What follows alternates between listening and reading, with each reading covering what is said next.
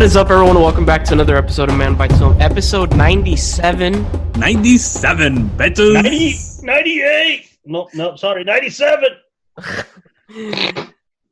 As always, I'm your host, Branden. Joining me is the boys. Yes. My main man, William Phoenix. Haha, he went first this time. Puta. Screw you. Welcome to the quarantine zone. Lewis, of course. The Outbreak needs to go first. Patient zero. Fucking New Yorker. Yeah.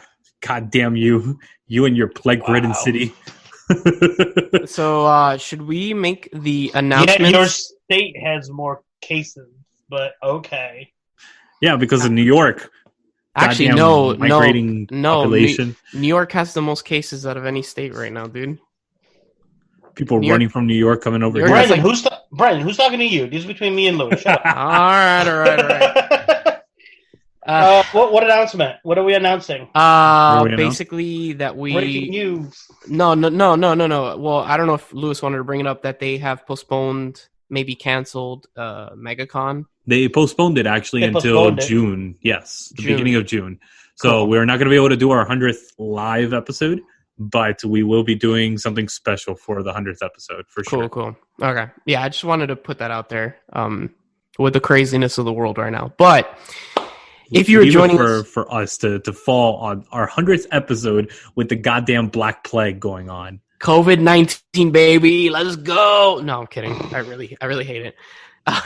If you're joining us, remember we are a weekly movie podcast where we review a movie together, and then 3 individual movies, and then we have some other segments like Spiel Binge and William's special thing. His aliens presenting. His aliens presentation. Welcome to Special Time with William Phoenix. He's that guy. What's that show? The meme of the guy from that show on History Channel with the aliens. Yeah, with the hair. Yeah, with the hair. That's William. It's called Aliens. No, it's not called Aliens. No, it's called not. Something else. Whatever. Oh my god. So Ancient Aliens. Ancient Aliens, thank you. On that note. Aliens are still on there. On that note, for our first segment, speaking of aliens, this is where these lovely, tall, beautiful aliens have bestowed upon William these magical posters. Why do they need to be tall? They could be short, stubby, green. Because they were tall. I know. I was there. They gave them to me. Shut up. Don't assume what they look like. How dare you? That's right. Assuming gender problems there, buddy. Jesus. If anything, he's assuming their height, not their gender. He never said a little bit of that, too. I said beautiful. They could be a beautiful man, could be a beautiful female, I mean, do we remember Fabio? He was a beautiful man. Or asexual. Or that. So never mind. Moving on. These posters, or they identify as doornails. Oh, god damn it.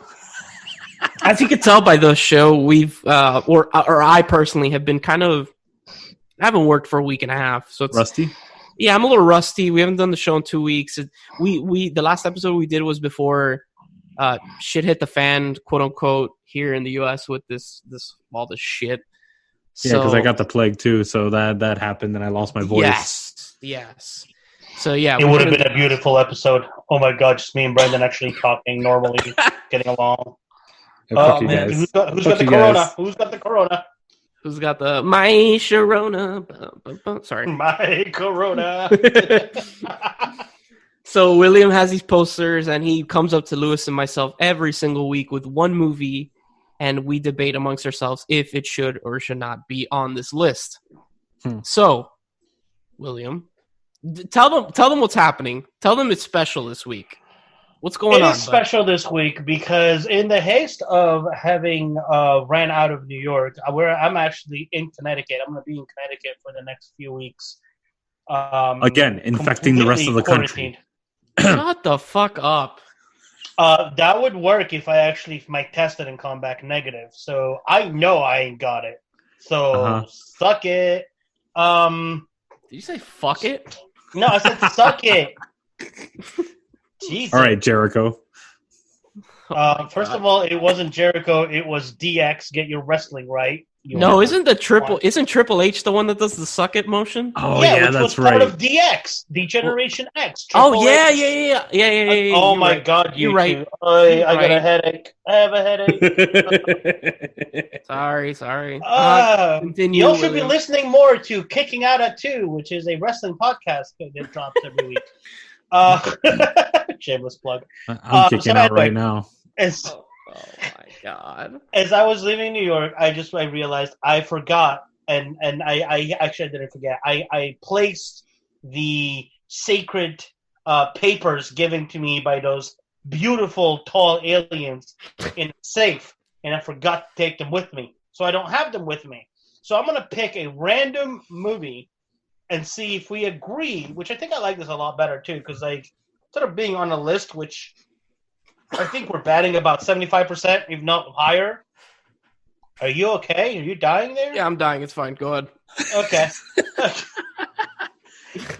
I'm gonna pick a movie which I think needs to be watched because it is an iconic movie. It is a great movie. It is a baseball movie, not a horse movie. It's a baseball movie, so you're safe. It's got Kevin Costner. It's got. We've done this. We've done this one already. Have we not? Wait. Field of Dreams. Have we? Field of Dreams? Field of Dreams is not on the... Welcome to our show, ladies and gentlemen. Wait, we're already... Field of Dreams actually on that list? Yes. Oh! Yes. I didn't know that. Did not know that. Even the ones that aren't on the list, you still managed to duplicate those. I mean, like, what are the odds? Like, what are the odds? That shows how many movies you watch. Okay, so you know what? We're going to go with a movie that I literally just watched today, which I think is a great movie. It's a great 90s movie. It's got Ed O'Neill. It's got the Honey, I Shrunk the Kids guy. Rick Moranis? Yes. I love you call him the Honey, I Shrunk the Kids guy. He's more like Ghostbusters, but sure. Oh, that too. Oh, he's also Spaceballs. Or Little Shop of Horrors. Or that, yes. All right. All those people. And it's a movie that I completely forgot about, but watching it now, I'm like, there's so many things watching movies from the 90s that nowadays would not fly. I'm talking about Little Giants. No? You don't like Little Giants?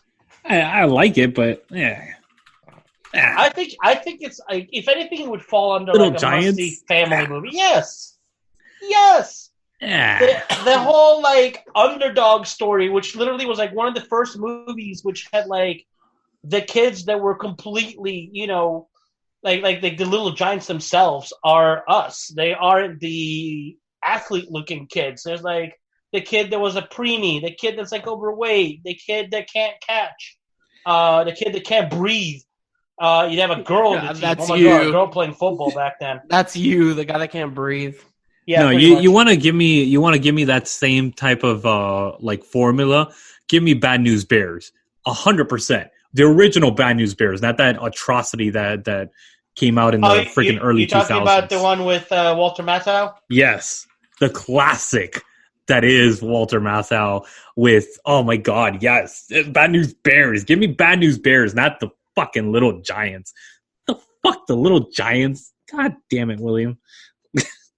So, Branden, what's your thought? Because he's going to stop and think about it. I've never seen this movie, to be honest. I give it a 4. Damn! Bro, we coming out hot in this segment already. Wow. Okay. 4. 4? Do you like this movie, William, because it kind of reminds you of like the Mighty Ducks, that kind of shit? I mean, I guess you like the Mighty Ducks of football. Yeah. But I mean, like, this came out, I believe this came out before the Mighty Ducks came out, if I'm not mistaken. It's 1994. Oh, so it came out the year after the Mighty Ducks. Yeah. So it was right on the coattails of Mighty Ducks. It was right on the coattails. So it's kind of like, I never really put it like together because like there are movies like Bad News Bears, which, better. Well, not they're better. They're kind of like the Bad News Bears were baseball, Little Giants was football, Mighty Ducks was hockey, and I don't know, what was the one with the dog? The Sandlot? Balto? No, the dog that played basketball. Air Bud for basketball. There you go. What? No. Freaking, what do you call it? Like Mike? Fuck, I just, completely... You're getting old. Space Jam, basketball. What the... You gotta give me Space Jam was not the basketball version of this movie. You cannot go with animated Hanna-Barbera cartoons to compare. Wait, you're gonna give me Air Bud over freaking Space Jam? Get the fuck out of here! Oh my god, almost 100 episodes in, and he can't tell my sense of humor. Wait. What I took from all that was Looney Tunes is not a Hanna-Barbera cartoon. It's not. Just to let you know. It's because I've been watching the Hanna-Barbera channel as part of the Boomerang. Yeah, I've been watching Boomerang, so I've been I'm like, damn, dude, this man just nothing against Looney Tunes, but Hanna-Barbera and Looney Tunes are two completely different. Warner Brothers. There you go. Warner Brothers. You cannot compare animated Warner Brothers characters to real live kids and how they're supposed to. I mean, granted, all right. So if you were to pick between Bad News Bears, the original, or White Man Can't Jump, give me that. No kids. There's no kids in there. All these movies that you guys are mentioning, I'm like, bro, I've never heard of this movie. I've never seen it. I know you haven't because you've been quiet. I'm just here what am I doing on this show today? So between the original Bad News Bears, Space Jam, and that movie I've seen, and The Sandlot. I've seen Space Jam and The Sandlot. Put them in order. 1, 2, and 3. Between which ones? Oh dear God, he doesn't pay attention. Bad News Bears, the original one, Space Jam, and The Sandlot. Oh, Bad News Bears, Sandlot, Space Jam. 100%. Sandlot first. I've never seen Bad News Bears, so I won't put that one. Sandlot, and then Space Jam. I would probably go Sandlot, Bad News Bears, and then Space Jam. Yeah. Yo, is Space Jam streaming on something? Because I need to watch that movie. Yes, on Netflix. I want to say it's on Netflix. Yeah, Ooh. Netflix. Awesome, dude. I need some Space Jam in my life. I love the fact that the sequel that has supposedly LeBron in it has been in pre-production hell for almost 10 years now, and they still haven't moved forward in any sort of way. At this rate, he's going to get into a helicopter accident before they make the movie. Jesus! Oh, damn! Christ! Dude! Oh my God! On that note, ladies and gentlemen, stay tuned. That's a quick break when we come at you live with the main segment of our show, the main review. Dear God, kill me. Welcome to an exploration of sight and mind, a travel through the world of films and the artists that bring you these masterpieces. Do you love films, directors, actors, cinematographers, editors, composers, or any of the hundreds of artists that bring you these feats of art? I am Luislacau, your host into the world of films, your guide to Man Bites Retro.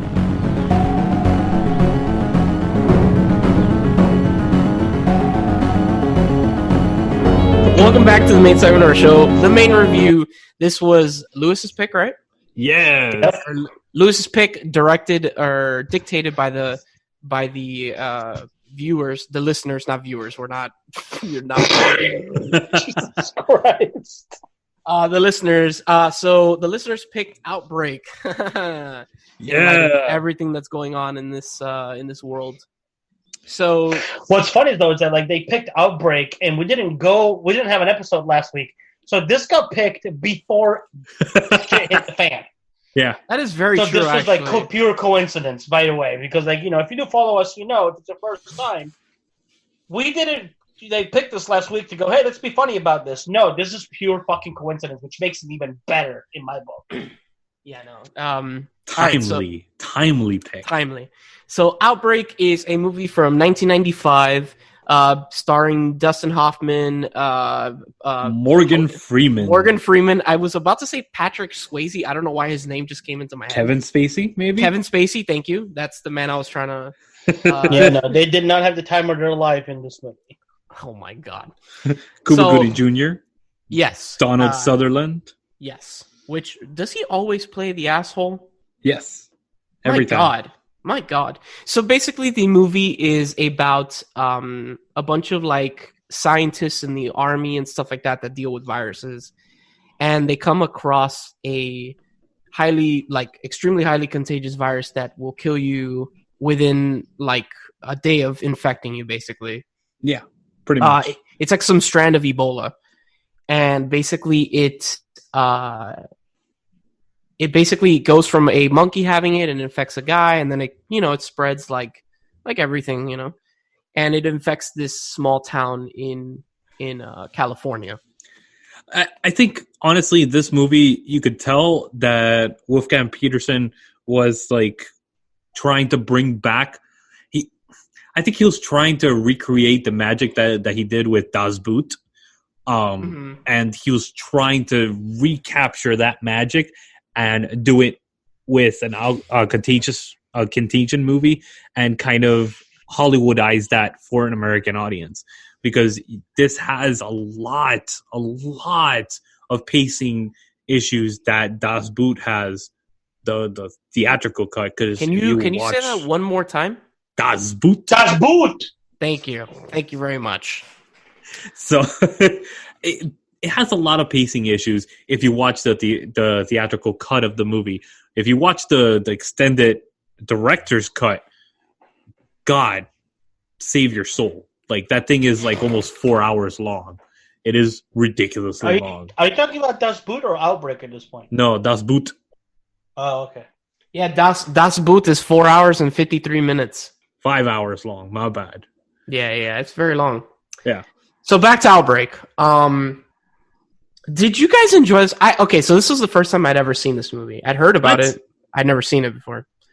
This is my favorite Outbreak movie. I think Contagion is a much better movie than this. Contagion definitely takes the cake.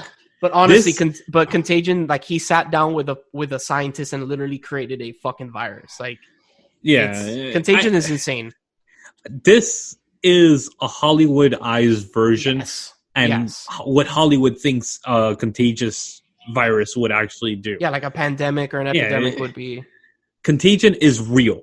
Like, that movie freaks you the fuck out when you watch it nowadays, because you're like, oh my god, even to the verbiage that they used in it and stuff like that. We just did a review on Midnight Movie Nerds about it because it's that timely, and it really, like, we went into it, all the details about it, but it's a way superior film than this. It is, but also I'm kind of happy that we reviewed this film, because at least this film is kind of like fantastical, quote unquote. Contagion is just too close to home right now, dude, and it's kind of scary.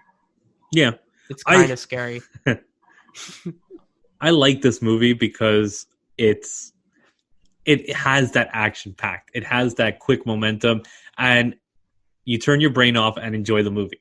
Don't try to test the science behind it, even to the suits that they wear and everything. It's like, what? That's not what they wear. It's like, it's Armageddon to astronauts is what this is to, like, the WHO or what do you call it, CDC. It's like, you watch that and you're like, ugh, you cringe inside if you're a healthcare professional, because half the things that happen in this movie are like so fucking far-fetched. And it's fucking action movie. Let's be honest. That's what it is. It is. And honestly, the entire movie, I'm just like, Donald Sutherland, please, man. You're just horrible. You're a horrible human being. What's wrong with you? I don't know. Like, the movie. What's funny? Yeah, go ahead, William. What's funny about this movie is that I saw a couple of videos of, like, behind the scenes, and Donald Sutherland was recast after most of the movie had been already shot. So this is also why you don't see him and Dustin Hoffman ever in the same room at the same time. They have they never see each other. Not once. verbiage that they have is in the helicopter chase, which, I mean, they were in a studio recording their voices, but they never share a scene together, and they never met during making this movie because Donald Sutherland was completely recast halfway into the movie, and Dustin Hoffman was already done filming. So instead of bringing him back, they filmed around the scenes, and that's why, you know, he's in the scenes with Morgan Freeman and, you know, and some of the other people, but never with Dustin Hoffman or Cuba Gooding Jr. because they were done filming already by the time he was brought on, which is a little known fact. But the fact that they did that and they were still able to put a movie together, I think was actually a pretty good feat, like a very well done feat, actually. Yeah. So my biggest gripe with the movie was there's two scenes, like the scene when, I guess we're talking spoilers, right? It doesn't really matter. Yeah, I mean the movie's old enough to just. Yeah, right. The scene when Kevin Spacey's character like rips open his suit, I'm like, you're telling me that this man has worked in this profession for God knows how long, right? And is this careless with what he's doing? Bullshit. A. B. The whole like them. Maybe I'm wrong, but like, can they make a serum that quickly? Like no. Like that's bullshit, right? Like it takes like Contagion that it was like almost 3-4 months in. Yeah. So there's no way like Contagion. But you have to remember that, I mean, it doesn't go that quickly, but it'll probably go even less. It'll be less time than Contagion because you have to remember they already had a serum for this because they find out that they knew about the virus from back in the 80s and this was like a new strand. So they already had the basis to go off, and they just needed to tweak it to fight this stronger airborne strand. But anybody that was infected with the original virus, they already had the serum on hand, ready to go by the gallons, like they say. So I mean, it probably still killed that is very people true. That had the new strand, but not like if you had the original strand, you were pretty much safe within however long it took for people to get out of it. And I also just felt bad for Kevin Spacey's character. I liked him. He was like witty and funny, and then he just gets fucked I don't over. know why they made him a redhead. Like, what was the point of making him a redhead in this movie? He looks horrible. I'm sorry. I will also out on it. Also, like the whole bullshit, like, so the entire movie they're telling you that this what's it called, the virus.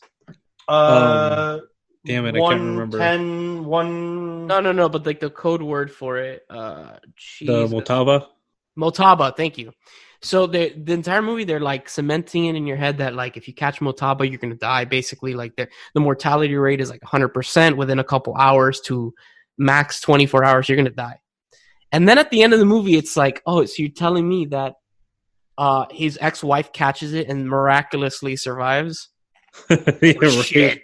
Horse shit. Funny fact I just read on IMDb that the monkey from this movie is actually the same monkey that Ross has in Friends. It is the actual monkey from the show. Interesting. Yeah. Yes, but it is not the same monkey as Ace Ventura. No. And you can tell the difference because this monkey and Ross's monkey, well, obviously the same monkey, has like a little black stripe. Betsy? Yeah, has Betsy. A little stripe going down her forehead, whereas the Ace Ventura monkey does not. Also, another fun fact, the character of Sam Daniels, the one Dustin Hoffman plays, was originally supposed to be played by Harrison Ford. And Harrison Ford's character in Blade Runner was actually written for Dustin Hoffman. Dun dun dun! The plot thickens. That's interesting as fuck. Like, what? I like Dustin Hoffman though. I think he does. Dustin Hoffman is a phenomenal. Yeah. How do you feel like he does in this movie though? I thought he did a good job with it. Honestly. Yeah.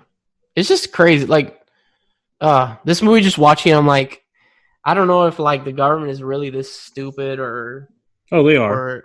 I mean, have you not been listening to the press releases? Yeah, it's very true. I try to stay away from that shit. Honestly, there's a lot of fear-mongering. Everything is great. Everything is fantastic. Everything. It's either it's like there's no in between. Like it's either everything is great or everything is on fire and the world is ending.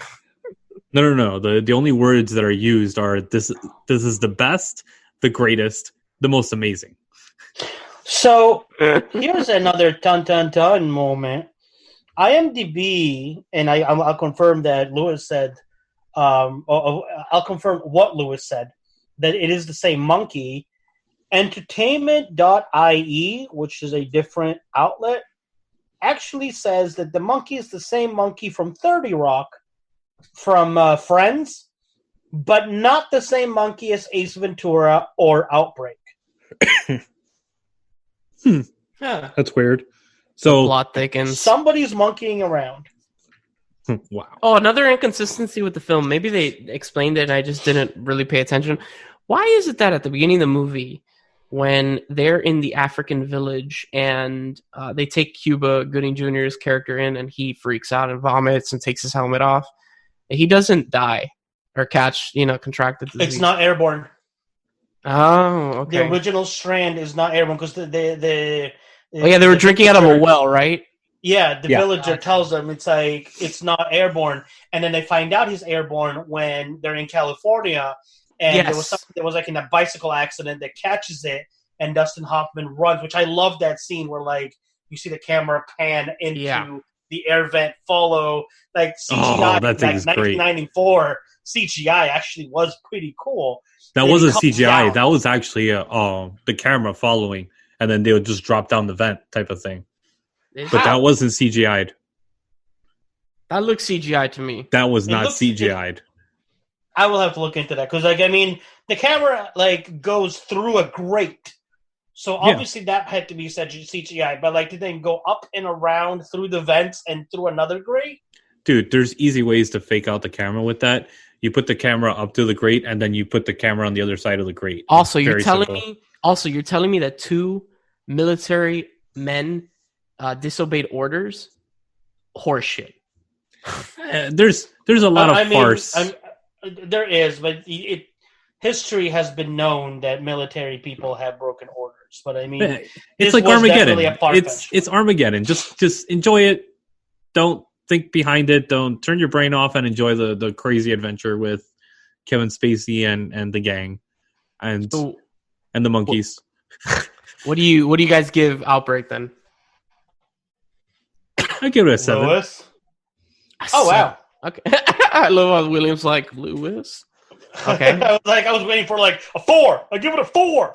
I give it a good 7.5. Very entertaining. Obviously, far-fetched, but I haven't seen the movie in years, and it was same. still I ended up watching it at 1:00 in the morning. Still had my attention, even though I knew what was coming. I enjoyed it. I liked it. I noticed more little details here and there, but really random. This poster reminds me of another movie that I've never seen, but I remember my parents watching in the 90s. Congo. Thank you. That is exactly the movie. I was like, there's gorillas in it. Yeah. What is it? Congo. It's the exact same thing. It's the 3 actors with the main thing that's spreading. So it's the monkey and the movie title in the bottom corner. It's the same structure poster. Thank you, dude. Thank you. What incredibly famous actor is in Congo that a lot of people forget he's in there? I don't know. Tim Curry. Thank you. Yes. I'm looking at the actors right now, and I was like, you cheated, but yes, Tim Curry is who I was going for. A lot of people forget that he's in that movie. He's not the main role. I think he's actually ends up being one of the bad guys. Spoilers. Yeah. I'm kidding. Okay, Congo. Before spoiling Outbreak, we're spoiling out of Congo. Okay, so I give Outbreak a 6.5. It was enjoyable. It's just as freaky as it is. I think that there are better virus movies. Yeah, like Contagion is a far, but Contagion is more like a thinking man's version of this. So definitely, if you're gonna go watch a movie about a virus, go watch Contagion. I think you won't. It's kind of scary, but with what's going on in the world right now. But Contagion to Outbreak is what Deep Impact is to Armageddon. Deep Impact is to Armageddon. Yes, that's a great one. Yeah, definitely. So, but yeah, it wasn't bad. I enjoyed it. It definitely is a movie where you just turn your brain off and watch it. Even though like when they show the people dying of the virus, it's no bueno. No bueno. No. It's very disgusting. But it's done well. Like it's done extremely well. But. It is. So yeah, if you're curious, go watch Contagion. Go watch Outbreak on Netflix. That's definitely true. Stay tuned. That's a quick break when we come at you with our new segment, Spill Binge. As the songs of awakening rang through, the world was created. The silence was broken. Middle-earth, with its rolling hills, broken mountains, flowing rivers, and beautiful forest, was created.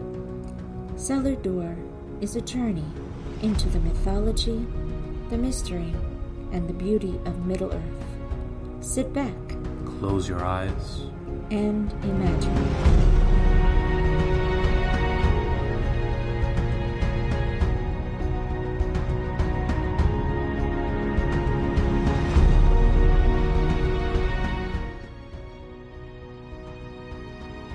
As always, if you're joining us, this is our new segment, Zach's Baby Spill Binge. Spill Binge. This is where Zach brings one Steven Spielberg movie every single week until we basically finish his filmography. So, Zach, what is the movie that we're doing today? So, this week was 1941. Never seen it, baby. Let's go! Love it. No, right. Is that like a prequel to 1917? What? Prequel? So this is I would say his only comedy, like straight up comedy. This is 100% screwball comedy. Yeah, but I'm pretty sure it's the only one that he's done. Oh, yeah, I think so too. Yeah. Are we not considering the only time he dabbles in it, he goes full hog. Which one, William? I said, are we not considering Kingdom of Crystal Skull a comedy? So yes, this is a big, broad, silly slapstick farce through World War II of all things. With the opening sequence is the best part. It's making fun of Jaws, the movie that he literally just released. Like 6 years before. Yeah, we're only one movie removed from Jaws, and he opens the movie with a shot-for-shot Jaws parody with the original woman who dies first in Jaws. She reprised her role. Fully nude, by the way. Yes. Oh, she comes on, what? This movie's PG and she's fully nude? Yeah. It's 70s silhouette. PG. It's like 70s PG. Yeah, exactly. And it's silhouetted, so it's kind of Which honestly, I shouldn't be talking because in Jaws is really violent and it's a PG movie, so yeah, I totally understand. So this is, like I said, big, broad, slapsticky farce. I would say it's almost a series of sketches or vignettes tied together in the same theme. It's not a conventional narrative. It has at all. Like several teams of characters going on their own. It feels like an SNL sketch, like original SNL movie type of thing, because it even has Belushi. It has like a whole like star-studded cast. Not a ton of Belushi, but it does have some Belushi. Yeah. But because of that, it doesn't really have a de facto lead. It doesn't really so it is hard to describe. It is a very difficult to describe movie. It is a very weird movie. I have never seen anything quite like it. It is. It really is. It's a weird, bizarre movie, but it's a fun, enjoyable movie. And you could tell Spielberg doesn't know how to do comedy in the stereotypical sense. Because it was. I will be upfront. It was not my jam. This was not exactly my kind of thing. But it was interesting to see someone attempt comedy. Someone who doesn't do comedy dabble in comedy. Like it's all in like beautifully orchestrated long takes like he typically does, and a John Williams score, and like he shot just a beautiful World War II movie, but it's filled with like slip on a banana peel cream pie fight style goofs. And that combines to make one of the strangest tones. It really does. It has a lot of tonal shifts in it, and it's yes, it most certainly does. It's a bizarre movie. It really is, and like if you're a fan of Kentucky Fried Film, these kind of spoof, kind of vignette movies, then you will enjoy this.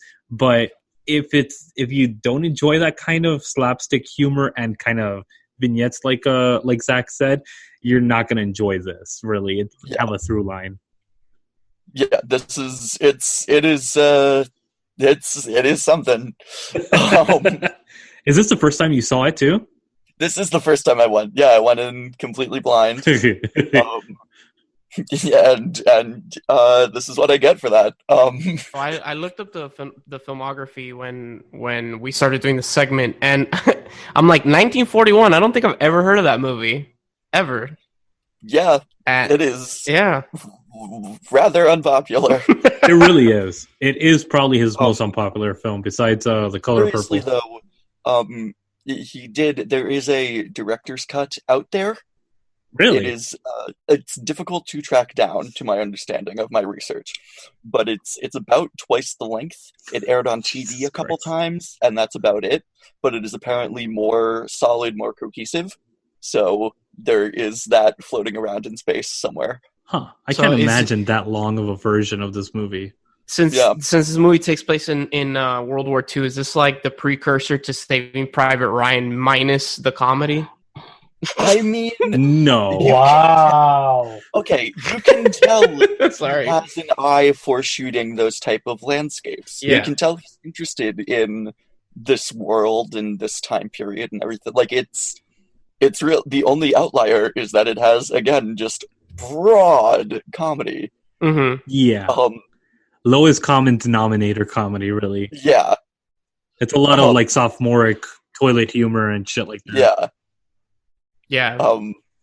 Just flying at you. Like, it is relentless in its pursuit to slip on as many banana peels as possible. Yeah.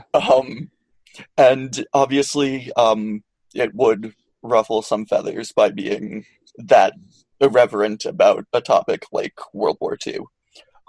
Which it certainly did. That's another reason that it's not that well known, is that it is a somewhat controversial thing to be that tone, that silly about this topic. There's a lot that nowadays would not fly with this movie. Yeah. At least from my memory of it. And yeah, no, that's yeah. In what sense? Like how? It's a very broad comedy from the 70s, so a lot of that humor falls into misogyny. A lot of misogynistic humor. A lot. Okay. Yeah, just like jokes where by today's standards it's just like, oh, woof, all right, we went there real fast.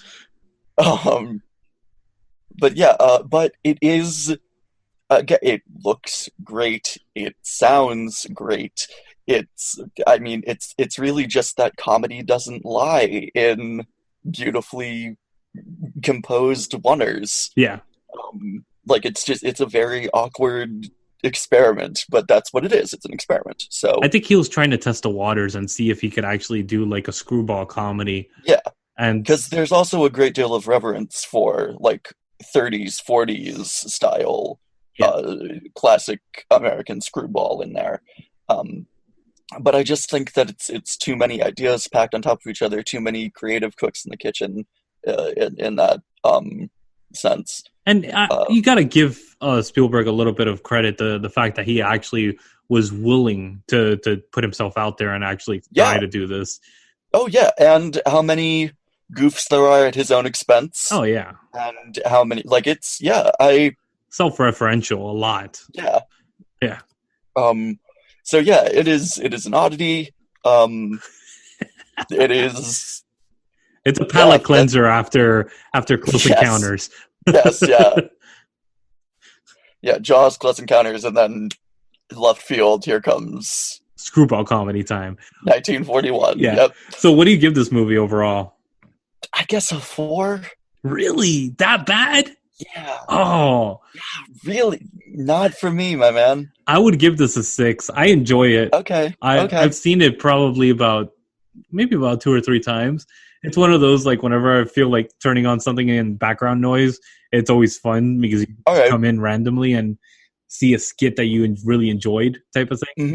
So, it's kind of one of those. I get that. It's available to stream on Crackle, it seems. Really? Yes. Sweet. America's favorite streaming site, Crackle. Yeah, so there you have it. Hey, do I sound terrible right now? No. Okay, because I was having some technical difficulties. That's why I got a little quiet there. Huh. There was a lot of static on my end, and I was like, "Do I sound bad right now?" Thankfully, we're recording me twice, so. But yeah, sorry for just wanted to make sure. Yeah, no, you're fine. So yeah, I think that William and Branden will enjoy this movie if you give it a shot, at least for the fun comedic elements. Yeah, it is worth checking out, but it's again not for me. Maybe but I'm glad I've seen it. Maybe I'll download Crackle. I probably won't, but maybe. Probably not. Maybe. No, definitely won't. What's the next movie on the list, Zach? I believe it's Raiders. Woo! Ooh. Woo! Yes. We talked about this movie, not on the show. We did a whole Candlelit Blowjobs episode about the quadrilogy. No, did we do a quadrilogy? No, we did the trilogy only. We did the trilogy, yes. Whatever. Hey, all right. Hey, relax, everybody, relax. All right, guys. Up next comes everyone's favorite Casablanca fan film, Raiders of the Lost Ark. Yep. Oh, there's so much to talk about Raiders, too, so I can't wait for next week. I'm hyped. Yes. All right, gang. Until then. Thank you. Spillbinge. Thanks again for joining us, as always.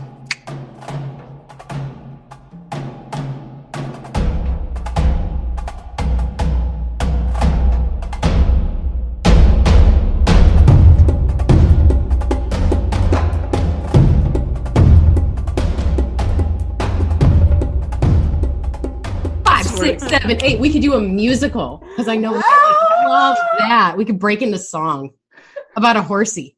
I swear to God, I'm gonna die. I'm getting a death stare right now, so I'm gonna get started. He's gonna make me cough. Don't do that, you stupid asshole. It's like, just shut the. Okay. Anyway. All right, everybody. Are you ready for a girlfriend takeover of this show? Oh boy. Hi. Me and the lovely ladies who get to torture these boys every week, every day, decided that we were going to take over because the movies they pick generally suck and they needed some girl input. Isn't that right, ladies? Absolutely. 100%. Absolutely. So I get the privilege of going first and introing the movie that I got to pick for the main man, Lewis, and the cinema nerd. That's right. You heard that, guys. The main man. The main man. Stop it, Naomi. Stop. Main man brought to you by a lack of options. He has a big ego. In the Orlando area. I got a big something, all right. Shut the Let's fuck leave it at up. big Yeah, ego. it's your ego. There ain't nothing else. All right, so my choice was actually, I feel a little cheated in this segment because I picked out the movie Magic Mike under the knowledge that this stupid liar hated the movie, but I get a little bit of revenge because although he secretly loves this movie, as he confessed to me after I picked it and he watched it, his punishment for such treachery is that now he has to learn the dances for me and perform them in a private show. Oh my! No, I know, Dank, you want to burn that mental image out of your brain right now. Not private. No. We need I'll record it. I'll have my phone ready. Yeah, that needs to be somewhere on some site for sure. I like that. The 100th show. That's the surprise we got going. We're going to do something special. That's part of what we're doing. And you better have painted on your stomach a 6-pack, you son of a bitch. Yes. With the Man Bites Media logo. Yes. Spray paint some hair on his head. spray paint some. If you don't look portable hair. If you don't look anything like Channing Tatum, I'm gonna be pissed. Okay, I'm not shaving my body. I'm sorry, that's not happening, dude. You gotta commit. In the world. All I can think of is lip sync battle right now. Oh my god. So, I could have stuck with Secretariat. That's all I'm saying. I was indifferent about Magic Mike when I first went to watch it. I was like, all right, this is going to be some fucking like housewives going oogling over these striptease and all that stuff. And I found that there's actually something behind the movie. There's a lot of like... Lewis found out something about himself watching this movie. It's more than just a woman's wet dream. Yeah. I mean... Although it is as that. he sat in bed watching it, enjoying Magic Mike a little too much. I've never seen it, actually. Magic Mike can be for everyone. It's weird, Brandon. You've never seen it? I've never seen Magic Mike, no. Never seen it. There's been a lot of magic, a lot of movies. Which is ironic that he's hosting a podcast. I'm dying. Oh, God. I just think that it's one of those, like, anybody that's been through those hard times where they're trying to figure out their day job with what they really want to do and really want to build. Because Magic Mike, he's not just a fucking stripper. That's his day job. That's his mundane task that he's really fucking good at dancing, by the way, and stripping. But See, enjoying it too much. He's appreciating the art behind it. The art, in quotes. But what he really wants to do is build furniture. He likes playing with wood. Ironic. Oh, look at that. Lewis is turning bright red. I think we've uncovered something about him. I mean, really, I think Lewis identifies with Magic Mike. I like playing with wood. Yeah, it's more than working the wood, okay? He's a human being. Lewis has dreams, too. That's right, guys. That's right. Yeah, except the difference is that Magic Mike is the Friday night, main event. Lewis is the Tuesday afternoon special. Lewis is like those people when you go to like a strip club in the middle of the day, you have lunch there, and they have the sad strippers. That's Lewis. Yes, the Michael Jackson stripper. Like the C-section going across her stomach. Dude, I am legit saying that there's this chick on the Booby Trap on US 1 that looks like fucking Michael Jackson. How do you know? Can she moonwalk? Well, obviously, we went there. Yeah, she does. She fucking moonwalks on stage. So well, at least she owns it. All right, back to Magic Mike, Lewis. What do you think of Magic Mike? So, honestly, I think it's just a fun movie that anybody that's struggling with, like, trying to figure out what to do and how to do it, I think it gives you the motivation to do it. They kind of throw this cheesy love story in there for the chicks, honestly. That's the chick part of the movie. That's because you're dead and have no soul. We've established this several times. But the dancing men are not enough for us? Well, you have to add the love story in there for the lovesick women that they need to have their dreams and all that stuff. He's really just upset because it took away from the dancing. Did you watch the sequel as well? No, not yet. It's on his list. It is. Is the sequel the one where they dance like in a convenience store? One of them dances in the convenience store? I believe so. 7-Eleven dance. Yeah. Something like that, yeah. That's the one that has Matthew McConaughey. Well, this one does too. Hey. Oh, this as well? Okay. That scene was actually filmed in a Wawa. Was it? For sure. It was filmed It had to have been in a Wawa. Maybe. I don't know. Matthew McConaughey does the hey and everything, dude. Yeah, Carla definitely knows more about. Carl, you've seen it, right? The second one? Well, either one. Oh no, I saw the first one. Oh, you didn't see the second one yet? Has anybody seen the first was second one? I have. That's why you dance like that.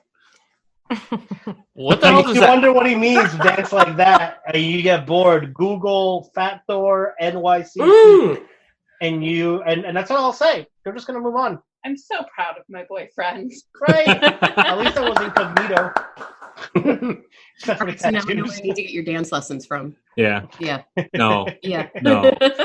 Trust me, you can't teach shaking that booty that way. That just like years of experience. I have been told that because he is Hispanic, he is the best booty dancer ever. So I have high. No, he is not. My cousin cannot move to save his life. You can't be a good booty dancer if you got no booty. He told me that Hispanics inherently their booty just moves with music and it's perfect naturally. So no, that is not true whatsoever. That is true, but that's true. I can agree with that. No, not always well, but it still shakes. No. We as Hispanics are born with rhythm. Lewis is on the white man dancing on end of the I ain't that bad. Latinos. I am not that bad. Oh, you should have seen his face. It's like you insulted his ancestors with that one. His dancing insulting his ancestors. None of your white asses have seen me dance. I'm not white. Honestly, You're white. You're family, and I don't want to see you dance. I really don't want to see you dance. I have proof that I can dance. Sure. I got a video on YouTube. No, please don't. Actually, I got multiple videos because I got the one from HHN as well, where I won 2 dance battles. Thank you very much. All right, so Lewis, what do you give Magic Mike? I give it a 7.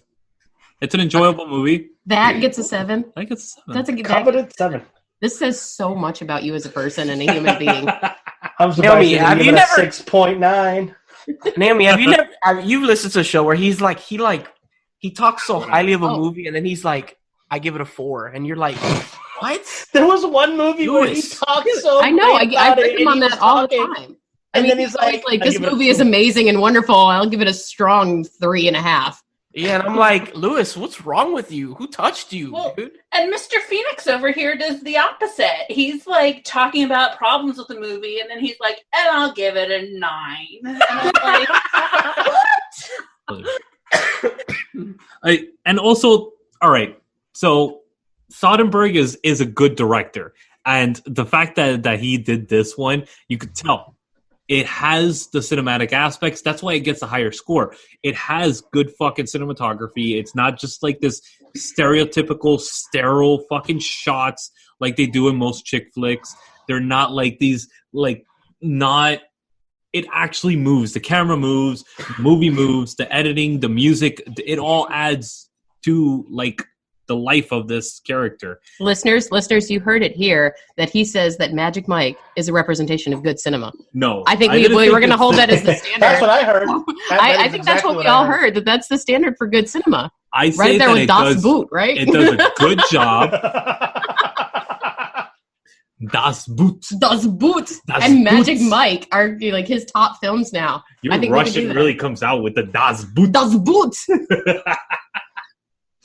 Das Boot your ass. All right, now we got to move it over to Samara. What did you pick for Phoenix over there?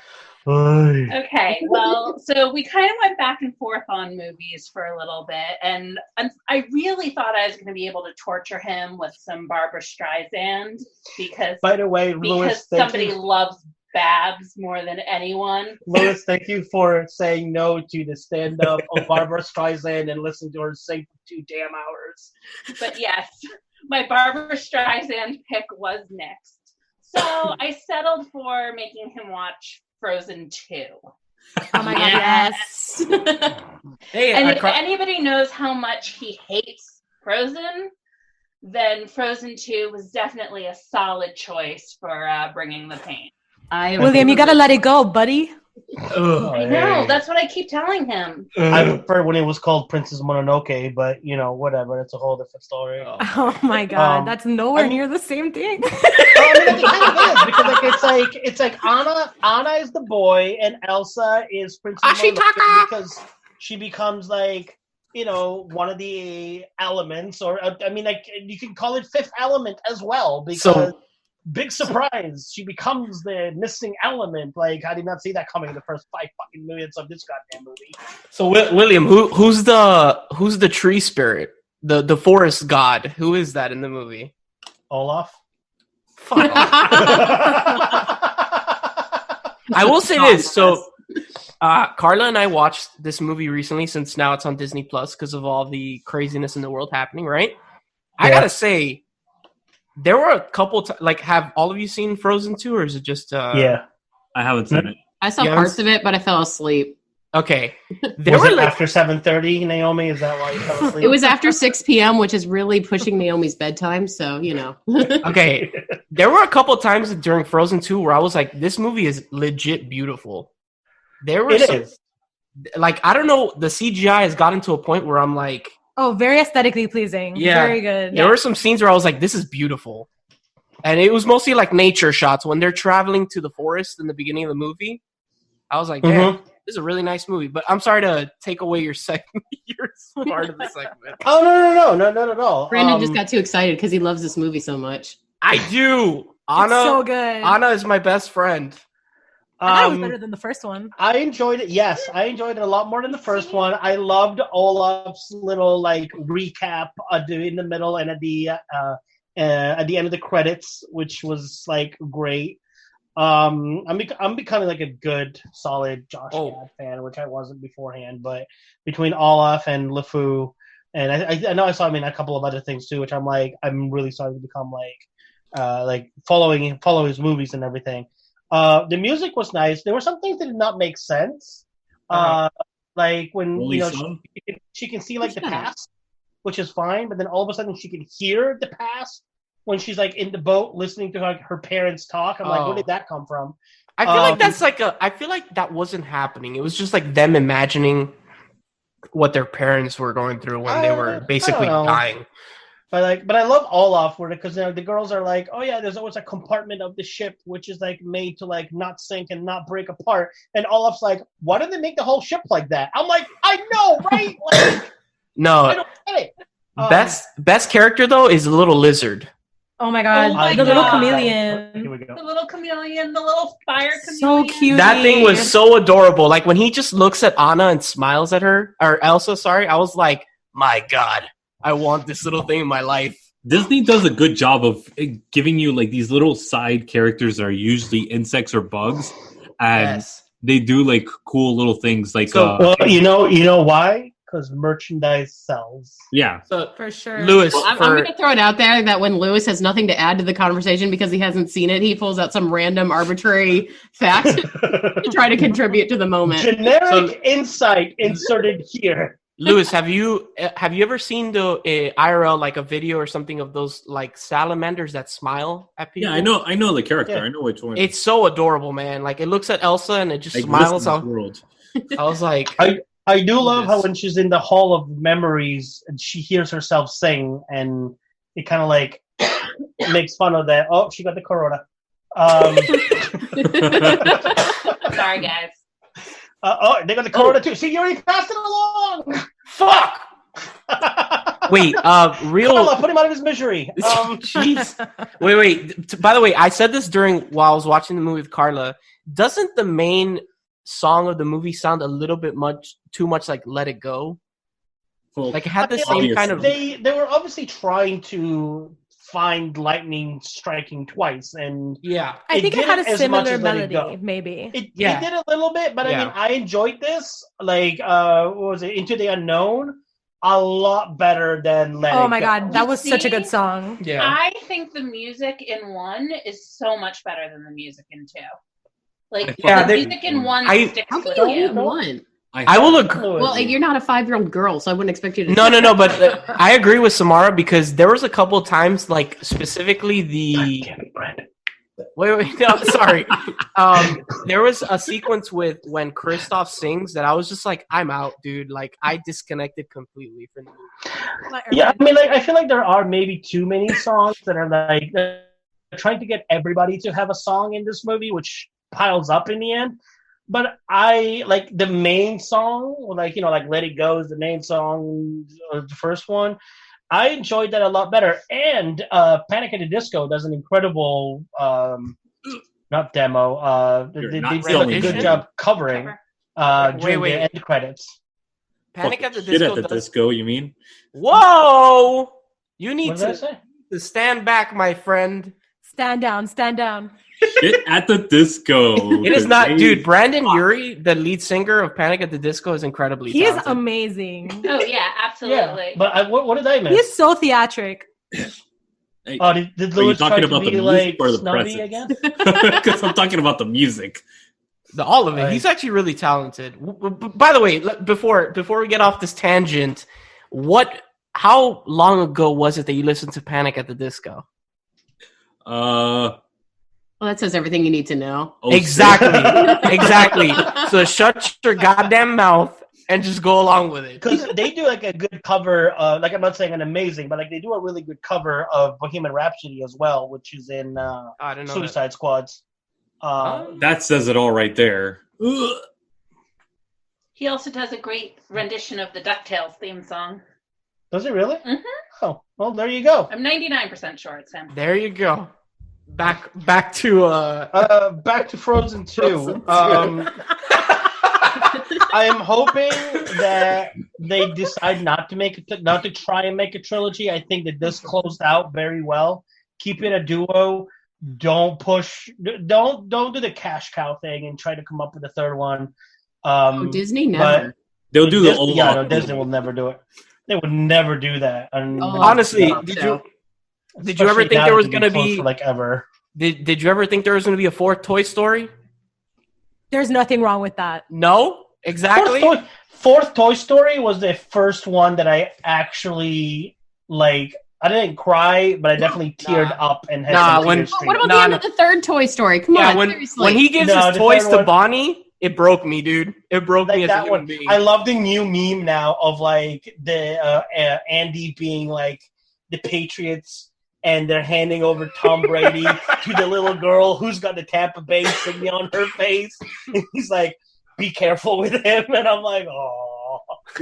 What I like about Toy Story 4 is that there's actually no antagonist in that one. There is the little girl. No, she's not really an antagonist because at the end of the day, she builds a connection with Woody. Like he feels her pain for being an unused toy, and it was just a beautiful moment. You know, it was like a pass along. Just give me a movie with an antagonist like Disney. What's wrong with you, man? Dude, I'm sorry. I cannot get into Forky, the character that annoyed the crap out of me, but probably because I'm a mom and I've had to have too many little like random forks that have become important toys to my kids that I've had to hang up. So I saw this as just another piece of junk that I would have to deal with and pretend that I understood. So I could erase the fourth movie and be okay with that. The line that is like, she will be okay, and you realize, because I'm not going to spoil it, and you realize what they're talking about, and that's where it got me, and I'm like, oh, and boom, I was done. But I mean, there's not going to be anything after Toy Story 4. Like that's it. Like Woody. I'm pretty sure they will. Really? I'm pretty sure there will be a There's fifth one. always a way. Yeah. Okay, so they'll probably do like a Woody and Bo Beep adventure. I love how this has devolved from like Frozen a little to spin-off. This is why Brandon's like, why did we invite the girls on? Because this is totally not staying on track now. Okay, so William, what do you give Frozen 2? I mean, like, it's a great movie. It was solid. I enjoyed it, so I'll give it like a 2. That's Lewis. That's Lewis in a nutshell. 0 cents. I give it like a 7.5. It was definitely a lot more enjoyable than the first one. If I had to like sit through it again, I would be okay sitting through it again. I wouldn't like find every reason not to watch this and, you know, cut myself and bring myself to the hospital instead of watching the first Frozen. But wait, so I gotta know, what would you give the first Frozen? 2. Shut up. A 2. Shut up, you soulless bastard. I give it like 4.5, 5. Because like I can't crap on it too much. Because because the message that they put behind it, that you don't need a man to be successful, that preach. Family, that the strong independent princess can run a whole Mulan country did it better. Thing. 100% that bitch. Mulan was not a princess. Mulan was a soldier at best. You don't have to do this. She's a princess in my heart. Oh, shut up. And also, oh dear God. And also, the real Mulan did not end up like the Disney Mulan. But again, Mulan, well, not don't a get me princess. started on that. Great movie. But I mean, okay, but hold on a second. You're completely saying the opposite, because Mulan ends up falling for the general that stays for dinner and stays forever. I love that line from Grandma. What has happened? We started talking about Frozen 2, then went into Toy Story 4. No, we went to Panic at the Disco first. Yeah, I was like, All right, so Frozen 2, watch it with family. It's enjoyable. It's great. There's an end credit scene with Olaf. There's a cameo from Big Hero 6 and Dumbo. And Mickey. And Mickey and Snow White. But I love the hidden Mickey. That was great. So yeah, definitely. But Carla. But it's no Frozen 1. No, it's a lot better. Carla, yes. You're up. Yeah, Carla, Brandon's just so excited to talk about his movie now.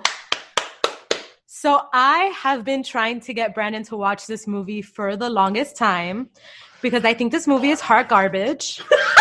And I don't understand what the hell Kevin Smith was on when he decided to take this on. Tusks! Yes. But, yeah, the genre is horror comedy. And I mean, the only comedy I see in this is the actual movie in itself being a joke. I fucking love this movie. Are you kidding?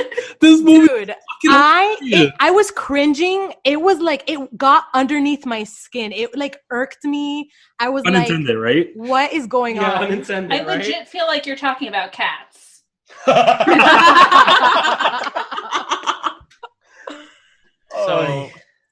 yeah, I had to have him watch it so that he could kind of experience what I had to go through. Oh, Tusk. Because we love making them suffer. Yes. Well, you know, that's always the goal in life, right? Through his most favorite thing. Yeah. Look, okay. For anyone listening, if you haven't seen Tusk, it's streaming on Netflix.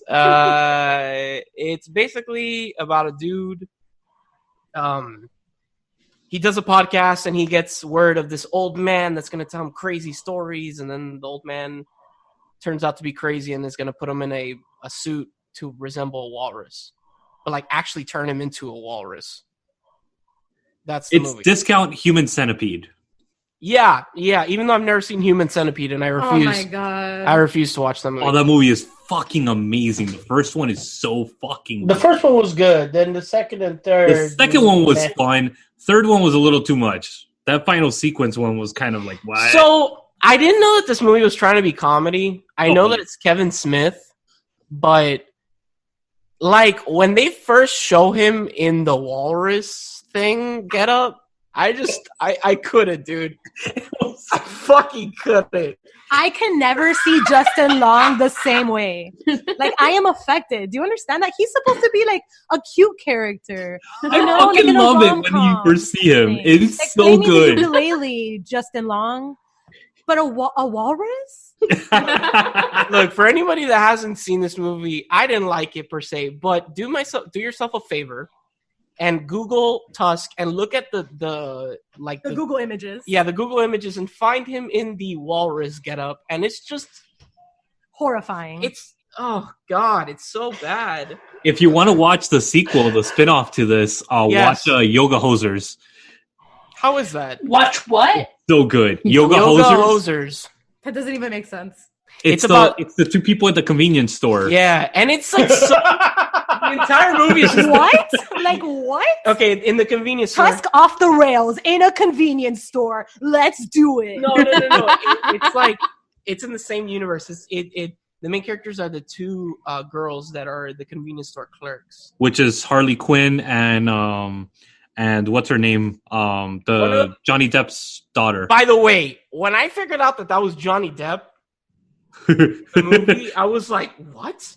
And then his daughter is in it, and so is Kevin Smith's daughter. Wait, are we talking about Tusks or Tusks 2? No, in Tusk. Oh, okay. At one point, the girlfriend and Haley Joel Osment start talking to this French-Canadian detective. And throughout the entire scene, I'm like, dude, this guy looks so familiar. What the fuck is going on? And I was Lily Rose Depp. Also, I'm watching the scene, and he was doing this thing with his eyes where I'm like, dude, this guy does not know how to act. And then I figured out it's fucking Johnny Depp. It's Johnny Depp trying to do a freaking Inspector Clouseau. Dude, I was like, what the fuck am I watching, dude? It was fun. Oh yeah, dude. that was some prime method acting right there. I didn't like it, honestly. If you guys want to watch something that's like atrociously bad and you can't help but laugh at it, because to call it a C movie, it's doing it a favor. It's on Amazon Prime. It's called Velocipaster.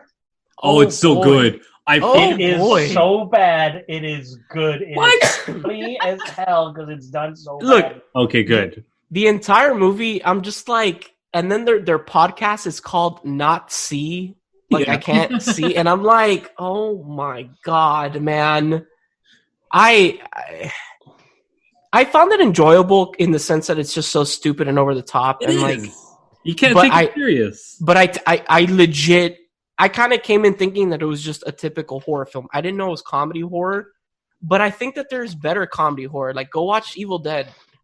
For sure. You know? Yeah, there is. But this is just stupid as fuck. Stoner horror. This is like Deathgasm and like fucking Idle Don't bring up Hands. Deathgasm.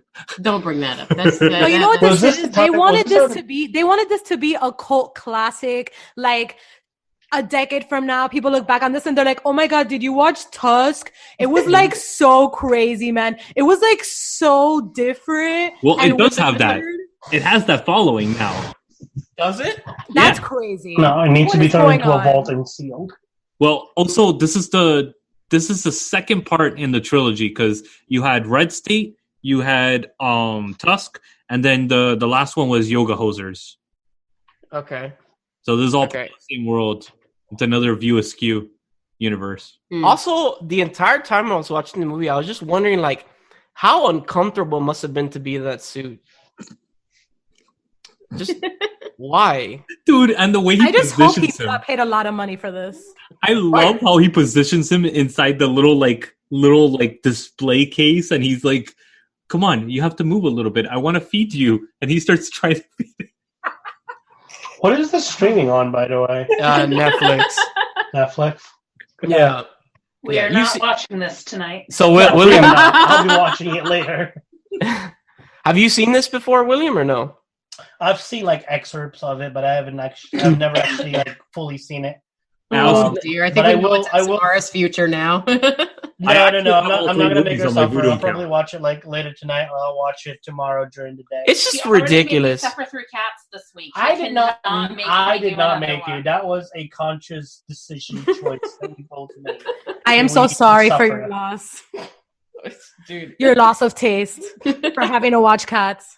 God, so Cats is fun. I mean, like, I'm sorry for your Lewis loss of has taste it on men his for dating Hulu Lewis, but you know. I know that's where I watched it. I know. Can we watch the scene where they kick the cake with the cockroaches on it? Oh God. The whole thing was just miserable. It was a catastrophe. It was a catastrophe.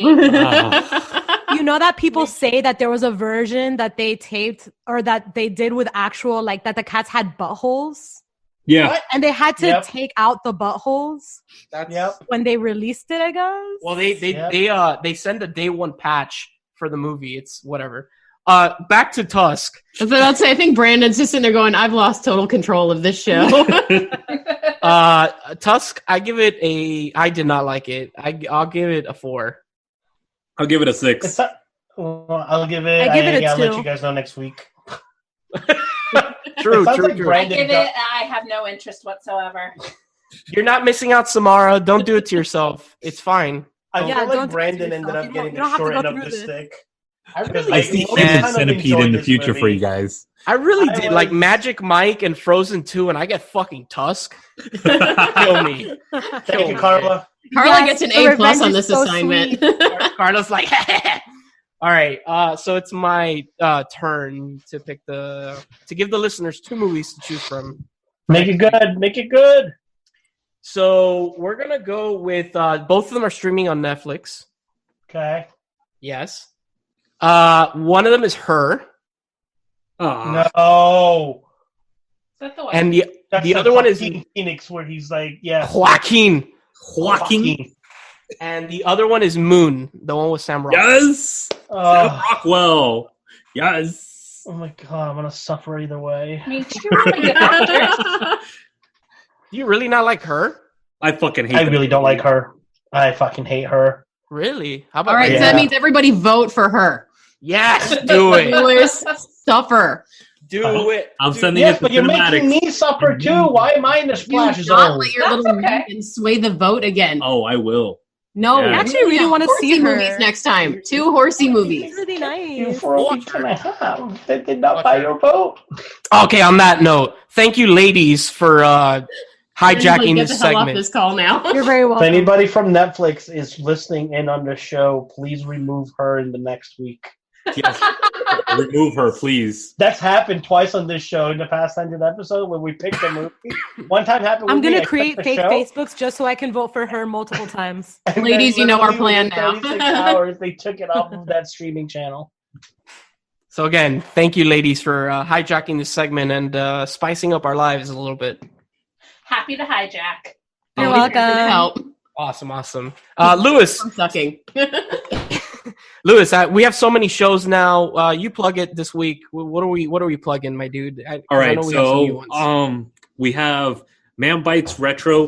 Please go onto that channel, subscribe to the channel, check us out on there.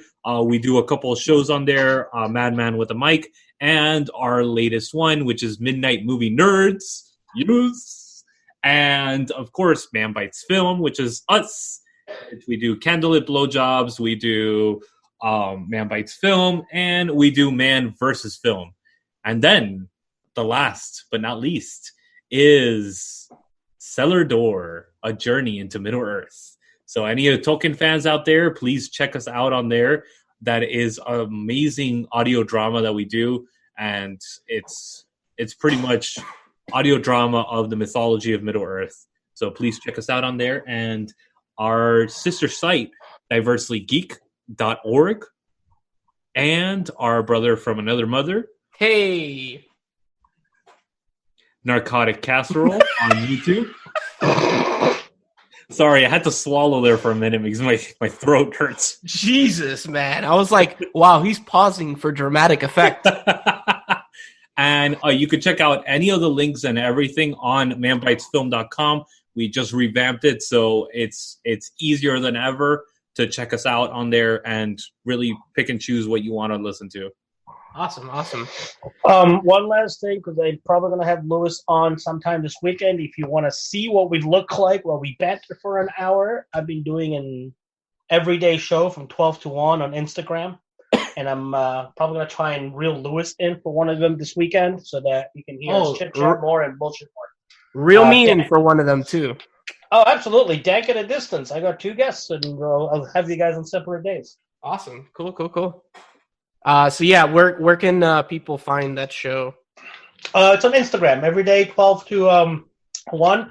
House of Phoenix Cosplay is the my page, which is what I go live on, and yeah. So I have shows. We talk. Literally, the only thing we don't do is keep it political because there's enough politics out there to last a lifetime. So bring your movie knowledge. Bring your whatever you want to talk about. We'll have a chit chat, and I'll pretend to know what the hell I'm talking about. On that note, thank you, William. Thank you very much, Brandon. Thank you, Lewis. Thank you, Brandon. As always, I'm Brandon, and we'll see you guys on the next episode of Man Bites Film.